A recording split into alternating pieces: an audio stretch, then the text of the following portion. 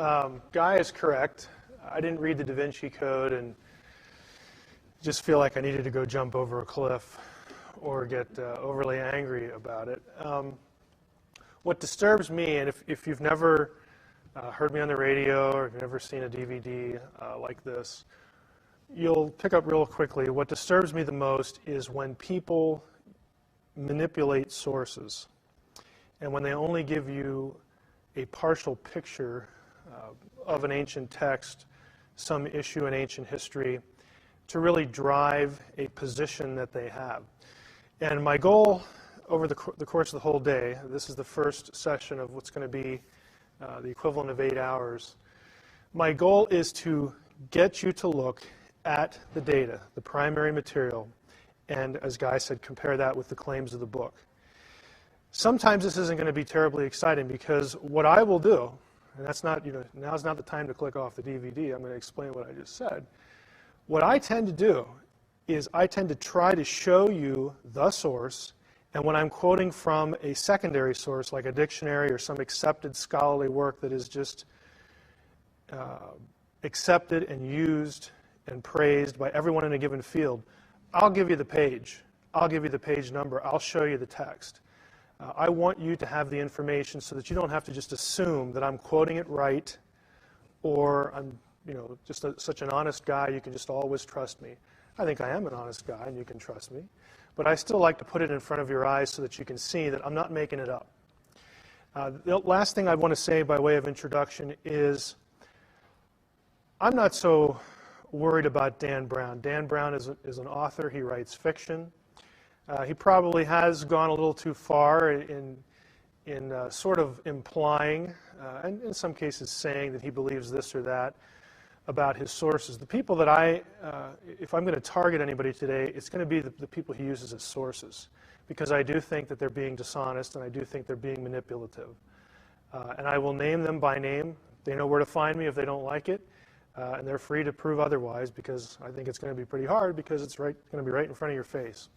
The first session that I think we need to go through is introducing Gnosticism for you. This is a term that you often hear related to the Da Vinci Code and its contents. It's one of those terms that people throw around and you may or may not know what it is. But if you know the basics of Gnosticism, the Gnostic Worldview, it will help you frame certain positions that are put forth in the Da Vinci Code. And so this is where we're going to start today. This is the worldview behind the Da Vinci Code. Now, the basics are this. In Gnosticism, they'll use the term God, the true God. The true God, you need to know right away in Gnosticism, is not a personal being. When I don't know if any of us in here in the room are Gnostics, but chances are you're not. When you think of God, you think of a person.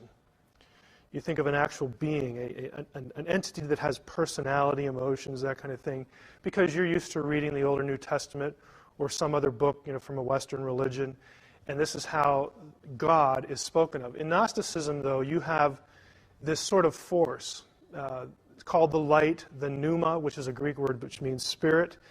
This thing is pre-existent and uncaused, and so that would be kind of similar to what we're used to. But this force actually has parts, but it's not a person. It's just like a force. Think of Star Wars, I guess, for lack of a better illustration. Gnostics will refer to the true God in masculine terms, the Father or the Spirit or the pneuma. Gnostics will also refer to the true God, the ultimate God thing, in feminine terms, as mother. Also, the first thought, the Coptic word is anoia, the first thought of the Father. So they sort of begin with this Father-God concept, but he's not a person. And then as this thing sort of is able to think within itself or do something, this cosmic intelligence, maybe that would be a better way to describe it. The first thing the cosmic intelligence thinks of is called the anoia, the first thought, and that is viewed in terms of feminine terms. Now look at this. This is a circle. I picked a circle for a deliberate reason. In Gnosticism, the ultimate God force is whole. It is complete. It is self-contained. It is self-existent and pre-existent. It has balance, masculine, feminine. It is androgynous. It's not just one or the other. It's not just masculine or feminine. It's both. There's an emphasis in Gnosticism on something called androgyny, which is this union, this sexless sort of thing, or this union of genders. I know this is going to sound kind of weird, but as we go on, you'll start to see how this works itself out, not only in the system, but in Brown's novel. The first thought, according to Gnostics, was, and they'll use the word, impregnated. Now, we're not talking about anything physical here, but they're using procreative language to illustrate for you what they believe. The first thought, the female is impregnated by the father and brings forth other eons or aeons. These are gods. So right away we have, us as, from our background, Judeo-Christian background, this sounds like polytheism, and in some ways it is. But the point I want to stress now is not essentially the nature of the system, but you have the true God. The true God sort of creates other gods. Okay? So you have this thing up above. The thing up above sort of creates within itself lesser things, lesser eons, lesser gods. The circle is androgynous, but the things that it creates are not. They are spoken of in gender. In Gnosticism, the universe is three-tiered. The diagram here has at the top, this is the true God. This is the true God. Where the true God lives is one realm. The bottom realm is the created universe, the world you and I know. And then there's this middle existence. And that's where the other gods reside. So from the true God, the whole entity, there are other divine beings created, called aeons. You'll notice by the features here, some are masculine, some are feminine. Now, we're not going to get too far into Gnosticism, but what happens is they pair up and they procreate. Again, I'm using sort of literal language, but they produce other aeons. And so you have a whole system of gods, plural, underneath this divine thing, this cosmic mind or cosmic force. The middle gods are sort of expressions of the greater whole. These are called aeons. The word next to it, pleroma, means fullness. When all the aeons are together and in harmony with the true light, that is called the fullness. It's the way things ought to be.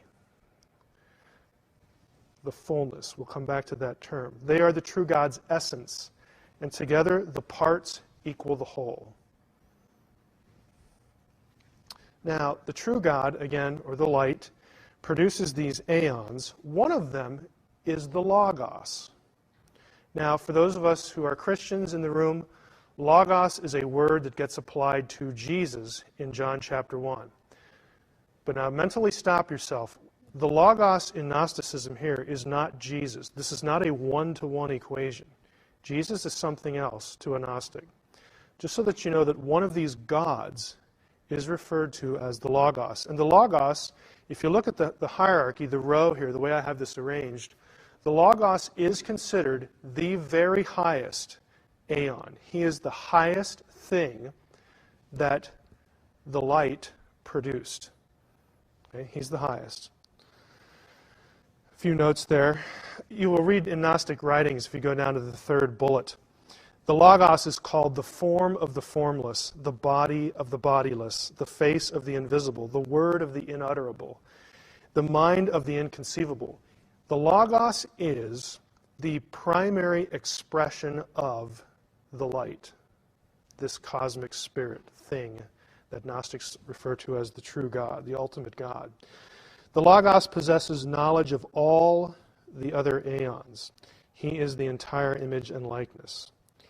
Now, if you look here, we have a father language within the true God. We have mother language, so we have father, mother.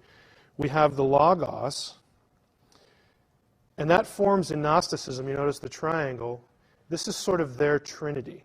Now, that's an oversimplification, but they will use triune language. They call it the initial triad, the initial three: Father, Mother, and Son. And they'll actually call these bodiless beings the first man, the first woman, and the first son. The reason I'm pointing this out is when you read Gnostic literature, and for most of us, it's going to be in the newspapers. And the newspapers or the Da Vinci Code or some other work is going to start saying things like, well, I mean, this is really kind of the same thing as Christianity. There's the Son, there's the Father, there's this thing, the divine feminine, whatever that is. And they're going to try to latch on to similar terminology to make you think that we're all really talking about the same thing. Well, we're really not. Okay? The lowest eon, you'll notice the chain here progresses from high to low. It's a progressive dissipation of the pneuma, the ultimate light, the ultimate spirit, from the primary aeon to the last one. There's a finite number here. The last one, right here, is feminine, and that is called Sophia in Gnosticism. Now, this is a term that comes up in the Da Vinci Code all the time. The Sophia is an extraordinarily important figure, an extraordinarily important aeon to the Gnostic system, the way they understand reality. Sophia is the lowest aeon. You'll notice that I have her chin right on the red line. That is because Sophia was sufficiently far down the line enough that she was close to the material world, and she's going to have some kind of interaction with the material world. She will, in fact, transgress the boundary. She sins and rebels in Gnostic thinking. What she does, the Sophia, and this is a quotation from one of the Nag Hammadi texts, the Sophia wanted to bring forth a likeness out of herself without the consent of the spirit. She wants to reproduce, like the ultimate God did.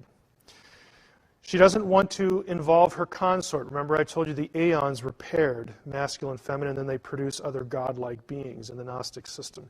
She doesn't want anything to do with her male counterpart. A thing came out of her which was imperfect and different from her appearance because she created it without her consort. So the Gnostic story, the Gnostic mythology is that Sophia says, you know what? I want to be like the ultimate light. I want to be like the Most High. Okay? And I'm going to create of myself something. I'm going to imitate his behavior. And Gnostics view that as sort of a good thing. But, she kind of preempted the way it's supposed to be done, but it's still somewhat okay. Why did she do it? Because she is, according to Gnostic text, unconquerably prunikos, which means lewd. I am the whore and the holy one. I am the wife and the virgin. Holy, whore, wife, virgin. Think Da Vinci Code. This act of, there's this thread running through the novel about how this sexual act, this sexual ceremony somehow is an act of worship. What they're trying to do, what Brown is trying to describe, and not all Gnostics saw it this way, but many did, was that this ritual act of intercourse somehow commemorates not only Sophia's reunion. We're going to talk about when Sophia gets back to the pleroma, when she repents, but also the initial androgynous male-female togetherness of the ultimate reality. That's why the act of intercourse has a sacramental value to some Gnostics. What does she make of herself? She makes a being called the Demiurge, which just means the maker. The Demiurge is also known as Yaldabaoth, child come forth, or child of chaos. You will see both translations. He is also called Saklas, the fool. He is also called Samael, the blind one. This being is none other than Yahweh, the God of the Old Testament, in Gnosticism. The God of the Old Testament to a Gnostic is a created being.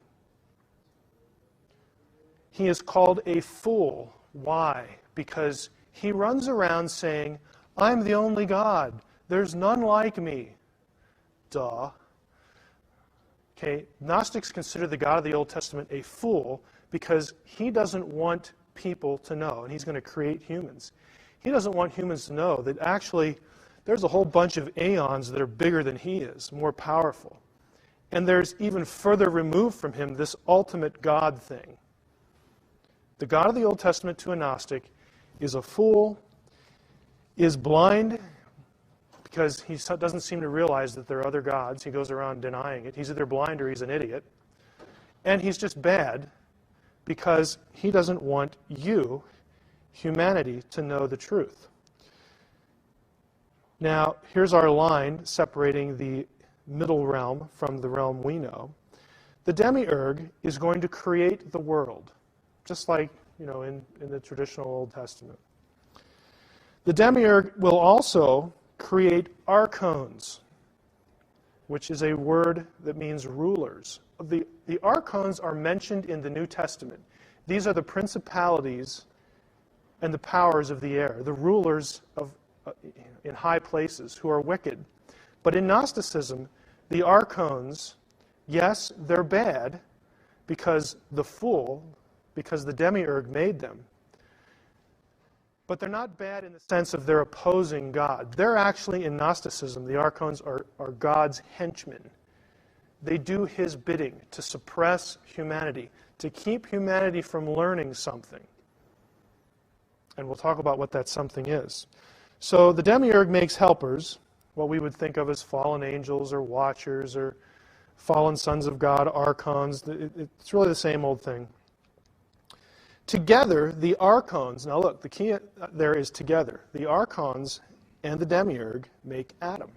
Let us create humankind in our image. A Gnostic would say the plural there indicates that the Demiurge and the archons get together and fashion the man. It is a co-creation. Those of you who are familiar with other stuff I do know that I don't buy that position because the grammar of Genesis 1:26 does not support it, but frankly, Gnostics don't care. So we'll skip that point. If you want to find more about that, you go up to my website. Sophia looks down at this. You see the yellow line there. Sophia looks down at what's happening and she goes, this was probably a mistake because this guy's kind of nasty. The Demiurge's kind of nasty.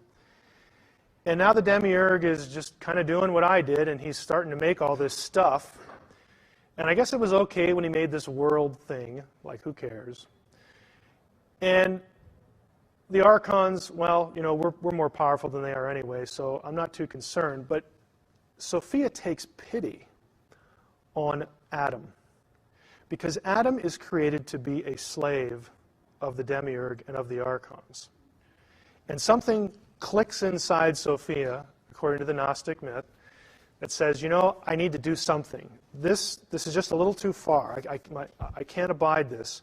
And so the Sophia, Gnosticism disagrees here. There are two versions of this. One has the Sophia voluntarily putting some of her divine essence into Adam.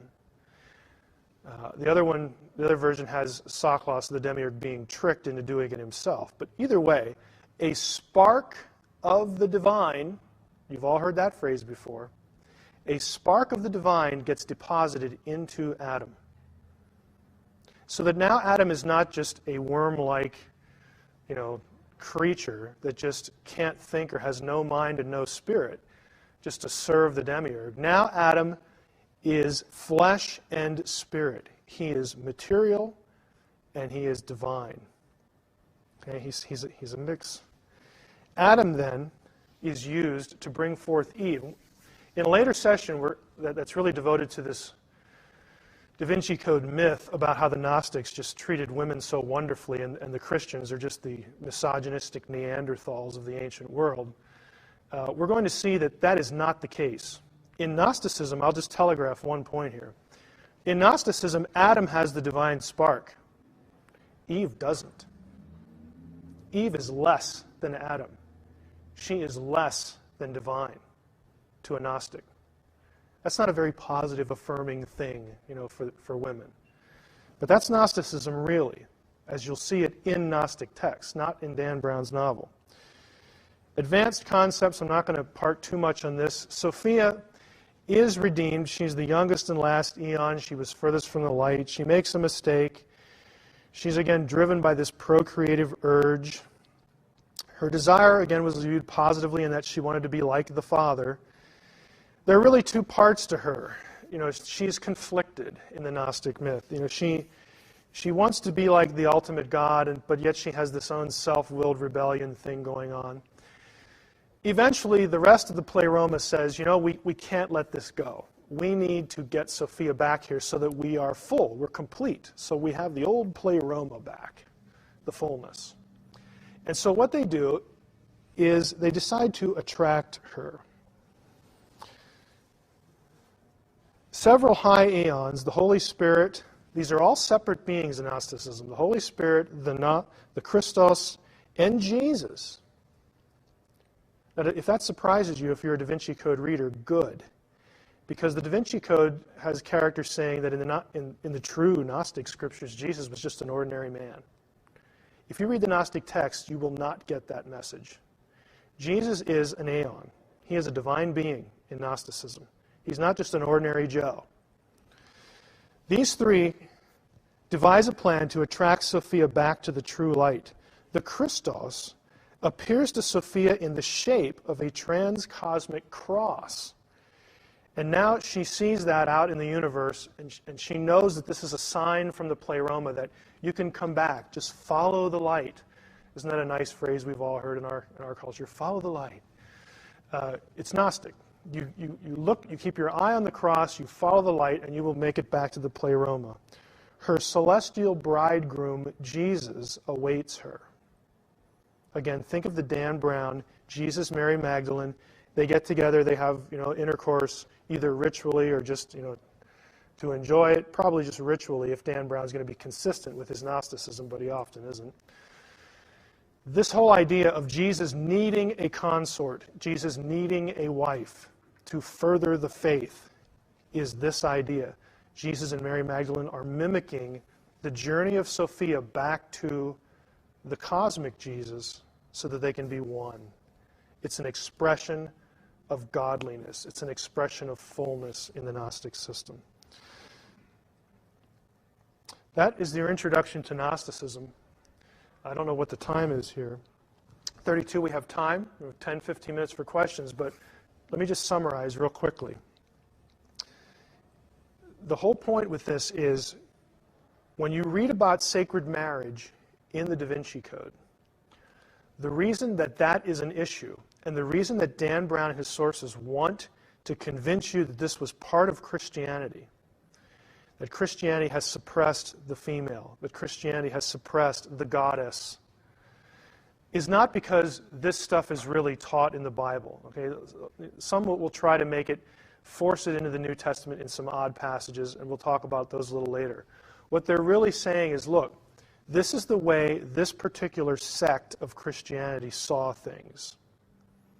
And this is the truth. This is the real Christianity. And it was suppressed because these nasty church fathers that you and I think of as the orthodox, of Christianity, they were just prudish. They didn't like to talk about women. They didn't like to talk about sexual things. They tried to do whatever they could to suppress women and their roles in the church and their leadership and their character and everything like this. The reason, so Dan Brown tells the story, is that they were reacting to what was really the truth, Gnosticism over here.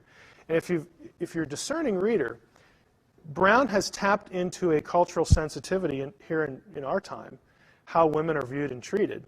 And he's bringing you along on that thread into the Gnostic camp, but he's not telling you all this other stuff. He's not telling you about, again, sexual sacraments. He's not telling you that the God of your Old Testament is a liar and a fool and a blind person and frankly bad. He's not telling you all sorts of that stuff. Now, he may not know it. That's possible. But don't be duped into thinking that, it's two sides of the same coin. There are fundamental differences between the Gnostic sect and what historically was Orthodox Christianity. The primary one is, I'll give you the primary two and then I'll take questions. Orthodoxy has Jesus as an uncreated being. united in essence with God the Father, and they are both good. Gnosticism has Jesus as a created being who is above the God of the Old Testament, who is bad. Those are not two sides of the same coin. They are mutually exclusive. Okay? So don't be led astray into thinking that we're just talking about the same thing. We have any questions? If not, we can take a little break and we'll move to the next one. Go ahead. Question. Do Gnostics consider Yahweh or part of the other aeons? Yahweh is under the aeons. He is lesser in power than the aeons. He straddles, and really when he starts to create material things like the world, he moves away from the middle realm down to the lower realm in the Gnostic universe. He is derivative from one of them, and even the lowest of them. So he is not on a par. Another question? In the back? So there were Gnostics at the time of Jesus. And where did they come from? Where did the Gnostic thinking come from? And where did they fit into that time in history we as Christians view? Like, what were they doing? Right. The question is where, the Gnostics were around, they developed, where did they come from? Gnosticism as a full-blown system, you don't have what we call Gnosticism until the 2nd or 3rd century AD as a system. You have elements of its thought, of its worldview prior. And the strands come from different places. One of the more obvious is that it was a struggle, and frankly, if we're honest, it still is to some extent.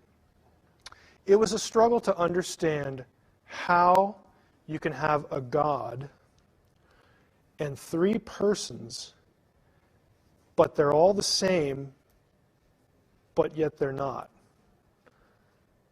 And the Council of Nicaea was an attempt not to come up with a new position. The Council of Nicaea is arguing for an ancient way of understanding that. And in, I think, the 3rd or 4th session here, we're going to talk about Jesus as God well before Nicaea. And frankly, the idea that there was a Godhead in Judaism. That idea is not a Christian invention. It's Jewish. But backtracking, it's hard to understand. I'll take you through some Old Testament passages today. And you'll look at them and you'll go, well, there's 2 there. How can that be? How can there be 2 gods? I thought Judaism was this monotheist, It is and it isn't. It depends how you define your terms, and it depends what the texts are saying. And they were struggling with this like some of you. When I show you some of these things, you're going to go, well, how did that work? Why didn't they get that? Or if they got it, why did they go over here with it? That kind of thing. Gnostics are trying to they're struggling. And I feel somewhat sympathetic to Gnostics on that level, and to Arius, who was the focal point of the Council of Nicaea, his heresy, because he's just trying to figure this out. Another strand is Jewish mysticism. The idea of, well, what is it really like at home in the Godhead? I mean, what is it really like? Who lives there with God? And we ask these questions now. Well, before there was a creation, what was there? What was God doing? If there was no time, can God have thoughts that are in order? Can there be chronology before time? I mean, they're thinking these thoughts, and when the ancients are thinking these thoughts, they're essentially putting them down either in the heads or in writing. They're trying to systematize their thinking to understand what goes on with God and what's his relationship to these other beings that we see in the Scripture. We see plural Elohim in the Old Testament. We see the Word. We see the name. We see the angel of the Lord. We see the one who rides on the clouds, who isn't Yahweh in Daniel 7. They're reading their Bibles, and they're trying to grapple with how to correctly systematize this.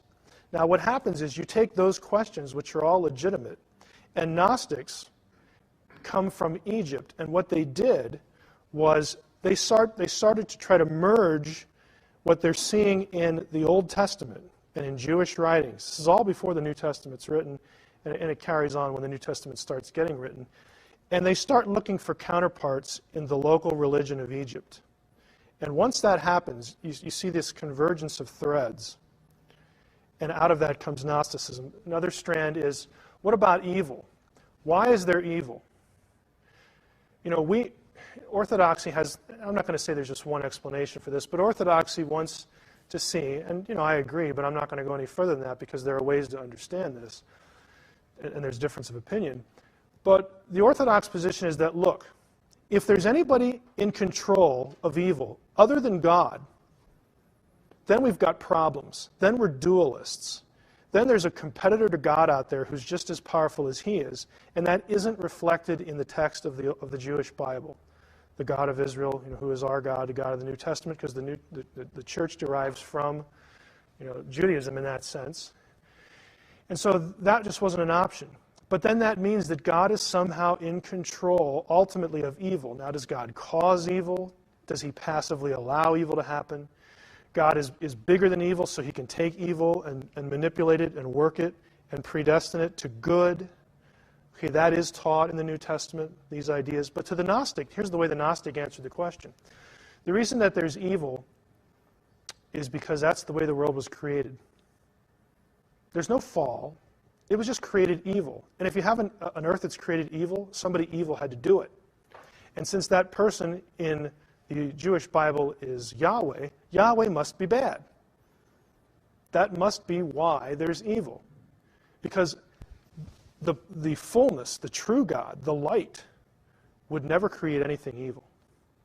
Therefore, there's a separation between the true God and this God over here who creates the world.